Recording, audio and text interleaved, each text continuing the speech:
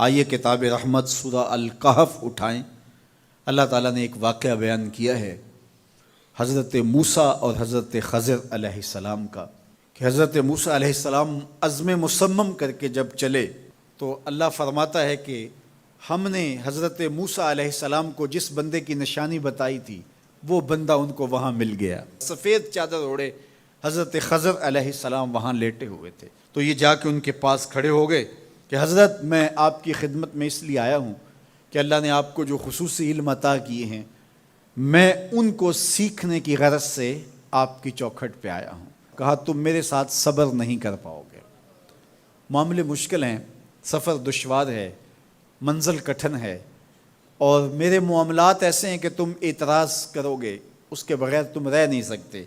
حضرت موسیٰ علیہ السلام نے کہا اگر اللہ نے چاہا تو آپ دیکھیں گے میں صبر کروں گا، اور آپ کے کسی حکم کی کسی کام کی میں نافرمانی نہیں کروں گا، کسی کام کا انکار نہیں کروں گا۔ کہا کہ اچھا شرط یہ ہے کہ جو میں کروں اس پر تم اعتراض نہیں کرو گے، سوال نہیں کرو گے، یہاں تک کہ میں خود ہی نہ بتاؤں۔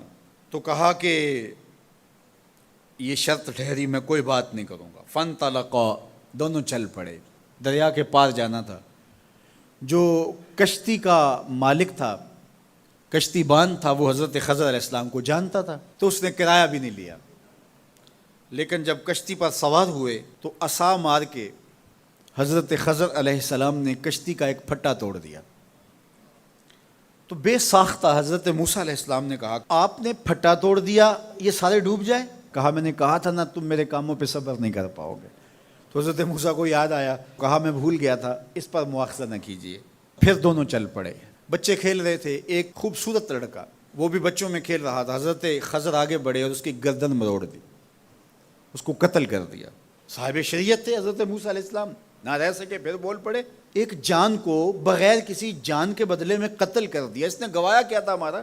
آپ نے بہت ہی جو ہے وہ غلط کام کیا، یہ کام اچھا نہیں کیا آپ نے۔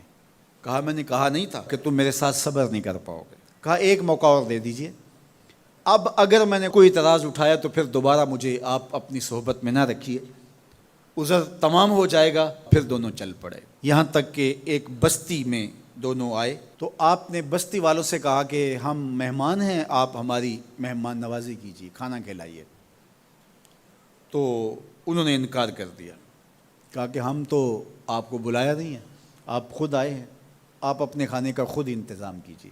گزر رہے تھے گلی سے تو ایک دیوار گرنا چاہ رہی تھی، تو جلدی سے اس دیوار کو مرمت کر دیا۔ کہا حضرت ہم اگر چاہتے تو اس پہ اجر لے سکتے تھے، انہوں نے ہمیں کھانا تک نہیں دیا اور ہم ان کی دیواریں سیدھی کر رہے ہیں۔ کہا اب تمہاری میری جدائی ہو گئی، تم نے یہ بھی اعتراض کر دیا۔ تو انہیں یاد آیا کہ وہ یہ بھی اعتراض ہو گیا۔ اب میں تمہیں بتاتا ہوں کہ یہ 3 کام میں نے کیوں کیے۔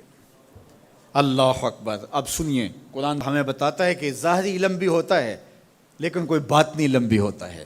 کہا وہ پہلی بات کشتی والی سنو، یہ 2 مسکین بچوں کی کشتی تھی، ان کے گھر کا چولہا اس کی کمائی سے جلتا تھا۔ دریا کنارے کنارے ایک ظالم بادشاہ رہا تھا جو لوگوں کی کشتیاں چھین رہا تھا، ہم نے تھوڑا سا عیب لگا دیا، وہ ٹوٹی کشتی چھوڑ کے چلا گیا۔ اب وہ تھوڑے سے پیسے لگا کے کشتی مرمت کرا لیں گے، گھر کا چولہا جلتا رہے گا، بتاؤ اچھا کیا یا برا کیا؟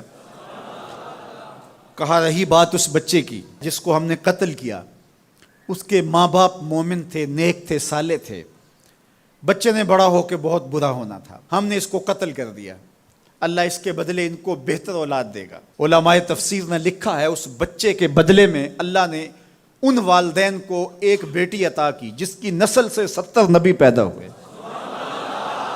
دیوار کی کہانی بھی سن لیجئے، یہ شہر کے 2 یتیم بچوں کی دیوار تھی اور اس کے نیچے ان کا خزانہ تھا، اور ان کا باپ بڑا نیک تھا۔ خزانہ دیوار کے نیچے ہے، دیوار گرنا چاہ رہی ہے، کسی معمولی دھکے سے گر جاتی۔ 2 ہی صورتیں تھیں، یا وہ بچے خود اپنا خزانہ اٹھا لیتے یا لوگ اٹھا کے لے جاتے۔ لوگ اٹھا کے لے جاتے پھر بھی ہاتھ میں کچھ نہ آیا، اور اگر وہ خود اٹھا لیتے تو بچے ہیں، بچپنے کی وجہ سے وہ اس کو اڑا دیتے۔ تو ہم نے اس کے اوپر دیوار کھڑی کر دی، جب تک وہ اس قابل نہیں ہو جاتے کہ یہ خزانہ نکال کے اس کو صحیح مصرف پہ لگا سکیں، اتنی دیر تک دیوار گرے گی نہیں۔ اللہ اکبر۔ وہ کسی وجہ سے دیوار قائم رہے گی، اور جب وہ اس عمر کو پہنچ جائیں گے جس عمر میں وہ اس خزانے کو سنبھال سکیں گے تو پھر دیوار خود بخود گر جائے گی اور یہ خزانہ نکال کر کے اپنے کام پہ لے آئیں گے۔ میں جب پہلی مرتبہ اس کو جو ہے وہ غور کے ساتھ تلاوت کیا تو مجھے یہ لگا کہ اس کا انطباق پاکستان کے حالات پہ بھی ہو سکتا ہے، اس لیے کہ یہ بھی یتیموں کا سرمایہ ہے۔ کتنے یتیم روتے بلکتے رہ گئے اور ان کے سر سے جو ہے وہ سائے اٹھ گئے اس وطن کے لیے، لیکن میرے مالک نے اس ملک کے خزانوں پر گہرے پہاڑ اور بڑی بڑی دیواریں کھڑی کر دی ہیں۔ جب تک یہ قوم بلوغت تک نہیں پہنچے گی اتنی دیر تک وہ خزانے ظاہر نہیں ہوں گے، اور جب یہ قوم اپنی بلوغت تک پہنچے گی، شعوری بلوغت، فکری بلوغت، علمی بلوغت، اور رب سے جو وعدہ کیا تھا پاکستان کا مطلب کیا، لا الہ الا اللہ، جب اس بلوغت تک یہ پہنچ جائے گی، اس وعدے کی تکمیل ہوگی، پھر رب دیوار ہٹا دے گا اور پاکستان کو اللہ اتنے خزانے دے گا اور پاکستان ایسا مالا مال ہوگا دنیا دیکھنے آئے گی انشاءاللہ۔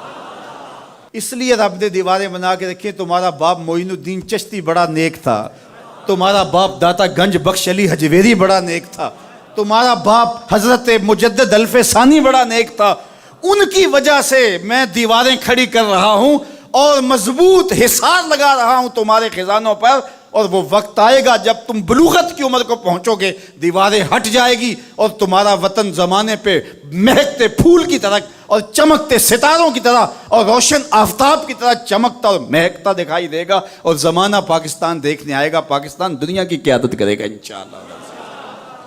تو کہا یہ تعویل ہے ان باتوں کی جو باتیں میرے رب نے مجھے بتائی، اور یہ میں نے اپنی مرضی سے نہیں کہیں، اور جو میں نے کیا اپنی مرضی سے نہیں کیا۔ تو یہ باطنی باتیں ہیں، شاید یہ باطنی باتوں کے جوش میں یہ بات بھی میں کر گیا۔ وہ کیا کسی نے کہا تھا کہ بھری محفل میں ایک راز کی بات کہہ دی، بڑا بے ادب ہوں سزا چاہتا ہوں۔